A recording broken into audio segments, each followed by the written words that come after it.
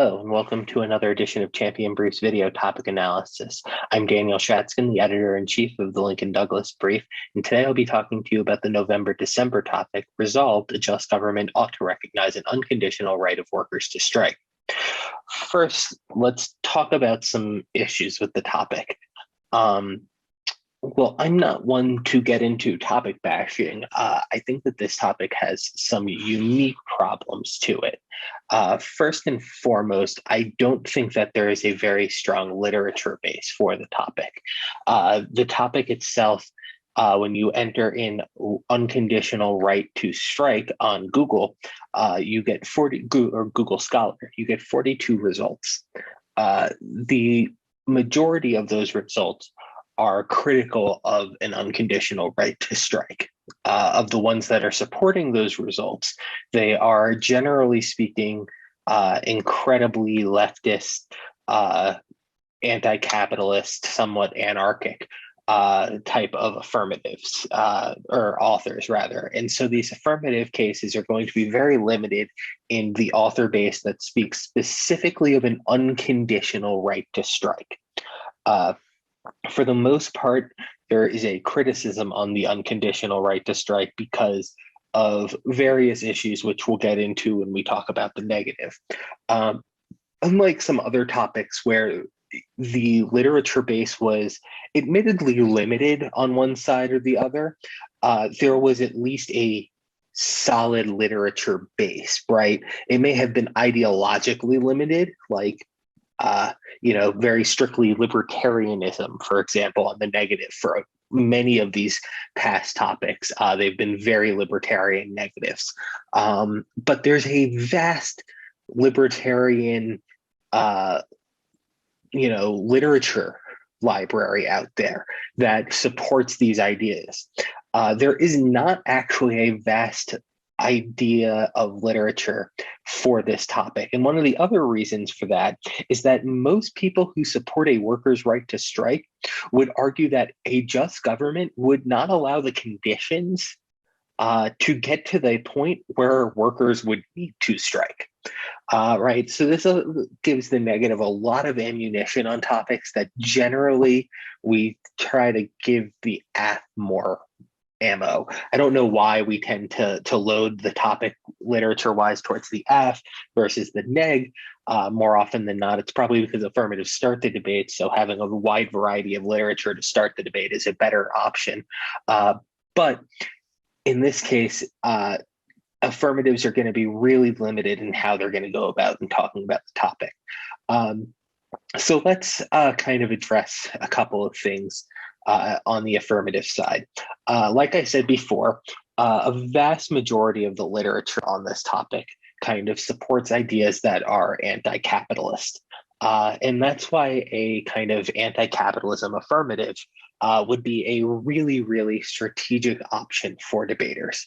A lot of literature in the early, 1900s, late 1800s that talk about strikes and workers' rebellions are grounded in classical Marxism that views strikes kind of as this site of resistance to capitalism that can create profound revolution within society, right? It's the workers rising up and taking kind of back the value of their labor, so to speak. And so strikes themselves can be a profoundly large impact towards capitalist society, right? It's work stoppages. It makes it hard. It points out kind of disparities between the laborers and kind of the managers of the situation, of the plants and of all sorts of different organizations, right? You have the people that are laboring and kind of then the executives that are doing work, but they're getting paid a significant amount more often than the laborers that they're getting. So strikes are a way for laborers to fight back against unfair wages. There are also ways to fight back against unfair working conditions. This 5-day work week was won largely through the labor movement and through strikes against unfair labor practices. all sorts of different things like that. Health and safety violations you can strike for. There are all sorts of reasons why strikes are justified as forms of anti-capitalist resistance, and why capitalism may not be the best system of economics out there, right? There are a lot of justifications about why capitalism in, say, the healthcare industry is problematic, right? You can't afford healthcare. Healthcare maybe should be a right. There's a lot of issues within capitalism within, driving environmental damage, right? Need for profit, oil companies, stuff like that, that cause large scale environmental damage. So there are a lot of big impacts that can spin off of capitalism. Debaters who are worried about framework issues, right, and not wanting to sound overly progressive should know that anti-capitalist arguments can be spun into really any different type of framework setting. So if you classic value criterion, or you're a value and a value standard, however you kind of do it, if the value is morality, you can justify anti-capitalism through a variety of moral frameworks, right? Non-domination frameworks, just resistance to capitalism in general, and argue that capitalism itself is bad. All sorts of different frameworks can fit into the traditional, or arguments rather, can fit into the traditional LD framework structure. If you kind of use the role of the ballot, instead of arguing a role of the ballot, it's your standard in the round. The debater that best upholds anti-capitalist principles should win the round, right? Argue that capitalism then is bad, and that's why we need to be rejecting capitalism. Giroux makes many different arguments that are really good for framework about why we should be resisting capitalism in educational spaces. So moving on from there, how do negatives challenge anti-cap acts? First, you can kind of look at strikes in a critical fashion and argue that strikes fail as a resistance tool to capitalism, right? They just get reabsorbed into like neoliberal capitalist states. We kind of think we're doing something, but nothing actually happens. The conditions are still bad for workers. There's still a massive income disparity, all sorts of stuff like that. The other option that negs have is that they can load up on cap good. And AFs need to be careful about this, because negatives have a lot of time in that 1NC NR speech to just load up on cap good reason justifications, and then kind of hijacks all of your offense, right? Then in your 1NC or your 1AR, you're really forced to defend anti-capitalism and alternatives to capitalism versus the idea of striking as a resistance to capitalism. And this is probably one of the best strategies for negatives to take, even if negatives have some doubts about capitalism itself. This is the most strategic option in the round. I think there's also options that negatives can take about mitigating the harms of capitalism, right? And argue that neoliberal capitalism is good, and that some forms of democratic socialism and stuff that can arise within capitalist states can solve for the harms of capitalism without really, stopping, the good parts of capitalism, incentivizing innovation and all sorts of stuff like that, which I'm sure most of you are familiar with after the September-October topic, which has basically been an entire debate about capital incentives for innovation. So moving on from capitalism, the affirmative also has options for structural violence affirmatives, right? Again, these cases are going to not necessarily have support in specific for an unconditional right to strike, right? Because anti-capitalism asks would probably say that the governments that have these strikes are unjust governments in them. Structural violence authors would probably say that if there's a need for strikes, this is an unjust government. But again, we'll get to those arguments in the negative. The structural violence arguments are going to be really good because, like on most topics, that address a marginalized population. Laborers are generally a marginalized population. The AF is going to make arguments about why strikes are positive for the oppressed and marginalized, right?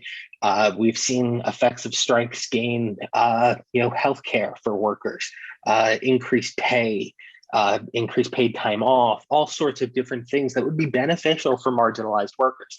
So this is a very straightforward affirmative that's just grounded in the idea of creating better material conditions for oppressed or marginalized workers that are kind of harmed by the labor system of hierarchy, right? Where laborers do a lot of manual work that's hard and harmful on their body, but they get paid a significantly less amount of money.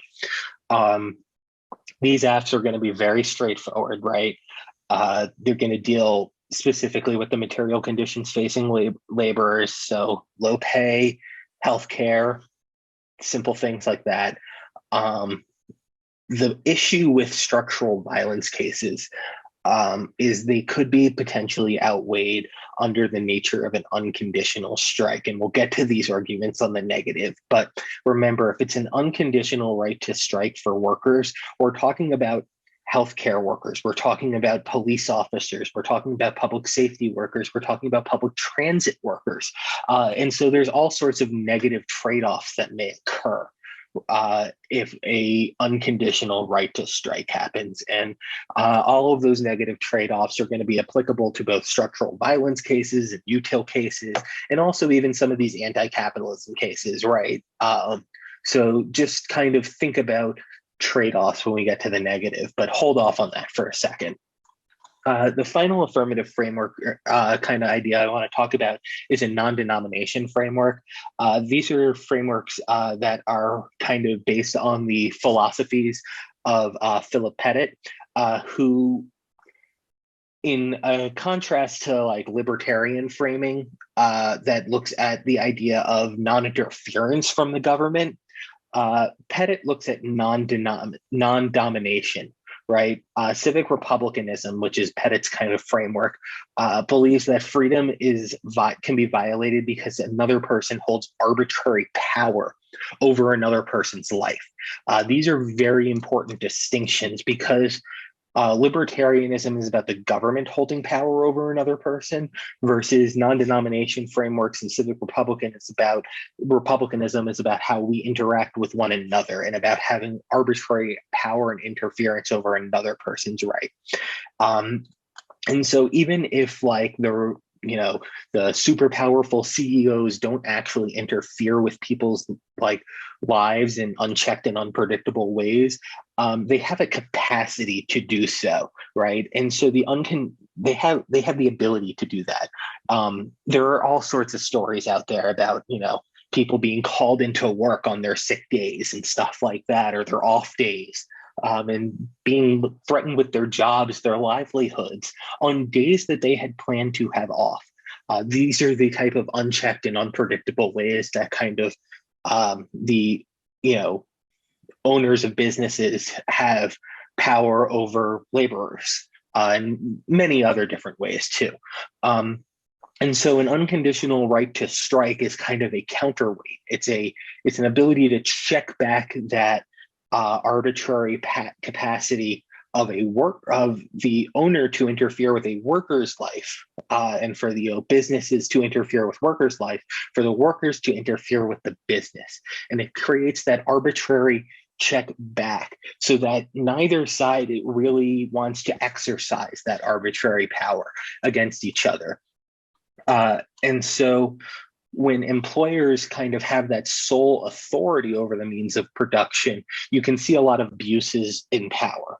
And so this check back against that kind of makes the employers hesitant to overly exert their power and their arbitrary influence on the workers, because workers fundamentally have a right to kind of determine their conditions of their work, right? If you don't like a job, you should be able to quit it.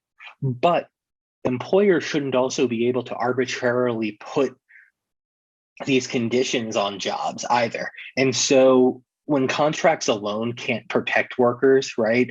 Like I can have a contract that says I'm guaranteed these off days, or, I was given something that said I had paid time off, but then the employer revokes my paid time off for those days.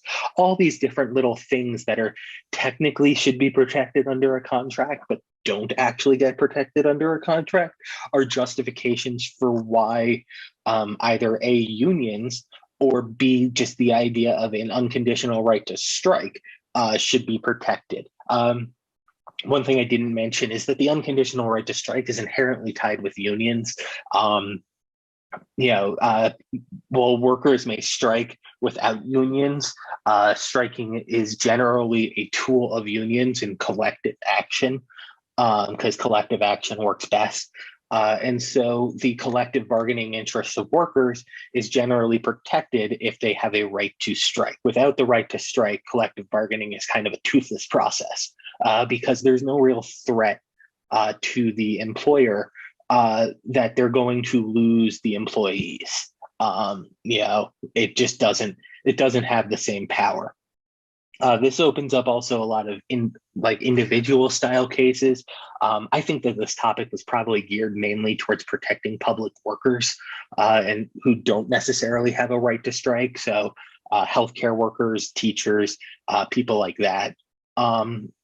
And while it may not be worded in that fashion, those are the people that in society currently do not have a right to strike at all. But let's look towards the negative and some of the conditions that could be created. So right now, there are a lot of conditions that exist on the right to strike. Some of those conditions are really simple ones, like striking workers are not allowed to commit acts of violence against employers. They're also not allowed to commit acts of violence against people crossing picket lines. Would an unconditional right to strike remove those? Would they allow for violence against employers' property? All sorts of different things like that. If those conditions remain, there's still a conditional right. The right to strike is still conditional. Same thing with a right to fire. This is probably going to be a very strategic NC that wouldn't argue that workers have zero right to strike, but rather that employers who are facing strikes have a right to hire replacement workers. And actually, the National Labor Relations Board in the United States has already given that condition over to employers, right? If a strike is an economic strike, so not one based off of working conditions, but rather one based off of solely like wages. Employers have a right to find workers who are willing to work for the employer's wages. And if a strike ends, the employer does not have to hire back a striking worker if they found an employee who is willing to be hired at that previous rate salary that was not part of the union or part of the strike. That's different from international law standards where there's more protections for the employee and employees have to be offered the job back, even if there's a replacement that's found. The replacement is on a temporary basis in a lot of international situations with strikes. And so the other issue, though, with the right to fire is that there's kind of this libertarian kind of argument there that talks about how the right to fire is also the right of an employer. And so while an employee may have a right to strike, the employer doesn't have to honor the laborer when the laborer is not working, right? And so this kind of contrasts with the different rights, and where do our rights ultimately intersect, and does the laborer have a right to hold the employer hostage functionally for work unless conditions are met? And whether or not permanent workers can be hired, temporary workers can be hired, all sorts of different things. Even if temporary workers can be hired, it undermines the value of the strike, right? Because the employer is still getting work done. There may be issues with that work, but that work is still happening. Next, you can look towards the international law standards. I think international law is going to be something that's going to be a bidirectional argument, because international law definitely justifies a right to strike for private sector workers and does not really condition most of the public private sector workers unless they work in like healthcare. Uh, International law does see public sector workers as representatives of the state and are representatives of state power, do not necessarily have the right to strike. And so that's one, a condition, right? Because the topic is very general on workers. It doesn't say public or private workers or anything like that. But again, you can play with the definition of workers and you can get stuff so that a public employee is not actually a worker, but rather a representative of the state and is no longer an employee, but is rather a representation of power, which is functionally what striking is against. And so you cannot strike against the own power that you represent. Those types of like logical arguments that can be created against it. But ILAW can have be very powerful on both sides, because the AF can also argue that while there isn't necessarily a recognition explicitly of an unconditional right to strike, creating the international law standard creates a basic liberty, or treats rather striking as a basic liberty. It is an ideal, it's not an ideal response to things, but it is recognized as a liberty and right of people. And without that right to be unconditional, there's no power to the right. Again, we talked about, hiring of replacement workers and stuff like that. All of these things undermine if strikes are unconditional. There's also the issue of strikes when it comes to, like, say, police officers. This is going to be, I think, a really good negative argument that talks about why we shouldn't allow police unions to strike. One, it threatens public safety, just with the general loss of police officers being on the street. But two, what are police officers most likely to strike against? In current society, police officers are most likely to strike against tools that restrict police violence. Strikes fundamentally prevent police reform from occurring. And so there are a lot of advocates out there that would talk about why strikes should not be allowed for police unions. Same thing with fire departments, not necessarily on the issue of reform, but rather for public safety. When you call 911 because there's a building burning, you want to make sure that, the fire department shows up, or if you have a heart attack, that the ambulance shows up. There are similar arguments against strikes for doctors and nurses, which is why currently they have to announce when labor strikes are going to be put in place so that hospitals have time to find replacement workers and temporary solutions for strikes. Many jurisdictions restrict teachers from striking because teachers strike, parents can't go to work, all sorts of things like that. There are obviously restrictions on the military from striking, national security workers from striking, government public sector workers from striking. While they may unionize, they cannot strike. Under the law, public sector workers are not allowed to strike. So there's a lot of different restrictions currently on striking that are designed to protect public safety. And affirmatives are going to have to weigh against all of these arguments. And that could be very hard. Unless you're a really good affirmative debater who can weigh these structural violence arguments, or maybe leverage capitalism as the reason for a lot of the impacts that the negative can talk about,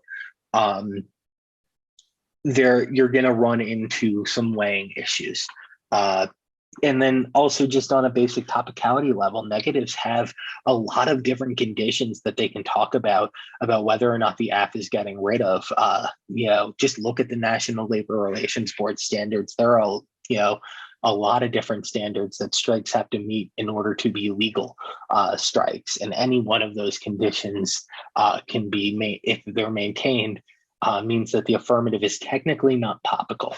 And then negatives also have the ability to leverage some of those just arguments that I talked about before, about why a just government wouldn't let conditions for workers need, like it wouldn't be needed for workers to have the right to strike, because a just government would protect workers inherently, things like that. So there are a lot of options for how you can choose to go about this topic.